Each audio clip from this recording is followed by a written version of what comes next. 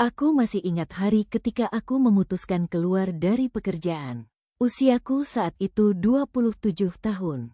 Aku pulang ke rumah dengan kepala penuh masalah. Usaha yang sedang kurintis gagal. Tabunganku hampir habis. Dan untuk pertama kalinya dalam hidup, aku benar-benar tidak tahu harus melangkah kemana. Malam itu hujan turun cukup deras. Ayah sedang duduk di teras rumah sambil memandangi jalan yang basah. Aku duduk di sampingnya. Cukup lama kami diam. Seperti biasa, ayah memang bukan orang yang banyak bicara.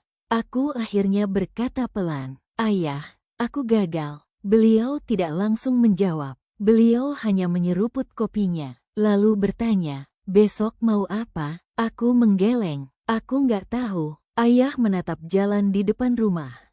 "Kalau tersesat, jangan diam di tempat. Jalan pelan-pelan sampai menemukan arah." Kalimat itu sederhana, namun saat itu aku tidak terlalu memikirkannya. Beberapa bulan kemudian aku mencoba lagi. Gagal lagi. Aku hampir menyerah. Dan setiap kali pulang dengan masalah, ayah selalu punya jawaban yang sederhana. Saat aku kecewa karena ditolak pekerjaan, ayah berkata, "Pintu yang tertutup bukan berarti jalanmu habis." Saat aku iri melihat teman-teman yang lebih sukses, ayah berkata, "Orang lain punya waktunya sendiri.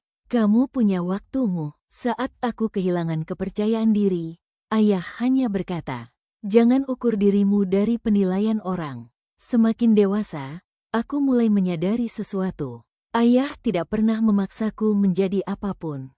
Tidak pernah menentukan jalan hidupku. Tetapi beliau selalu ada ketika aku kehilangan arah. Seperti kompas yang tidak pernah terlihat penting saat perjalanan lancar, namun sangat berarti ketika kita tersesat. Suatu hari aku bertanya kepada ibu, "Kenapa ayah jarang bicara?" Ibu tersenyum. "Ayahmu lebih suka menunjukkan daripada menjelaskan."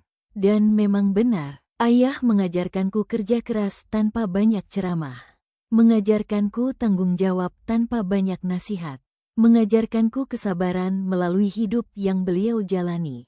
Kini ayah mulai menua, rambutnya memutih, langkahnya tidak sekuat dulu. Tetapi setiap kali hidupku terasa membingungkan, aku masih sering mengingat kata-katanya. Aku baru menyadari bahwa selama ini ada seseorang yang diam-diam menjadi penunjuk arah hidupku. Seseorang yang tidak selalu mengatakan, "Aku sayang kamu." Tidak selalu memeluk. Tidak selalu menunjukkan perasaan, tetapi selalu memastikan anaknya tidak berjalan ke arah yang salah.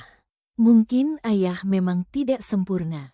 Mungkin beliau pernah marah, pernah keras, pernah membuat kita kesal. Namun di balik semua itu, ada seorang lelaki yang diam-diam memikirkan masa depan anaknya setiap hari. Dan saat kita dewasa, kita akhirnya mengerti bahwa ayah bukan hanya orang yang membesarkan kita, tetapi juga kompas yang terus menunjukkan arah ketika hidup membuat kita tersesat. Dan seringkali, kita baru menyadari betapa berharganya kompas itu ketika usia ayah mulai menua.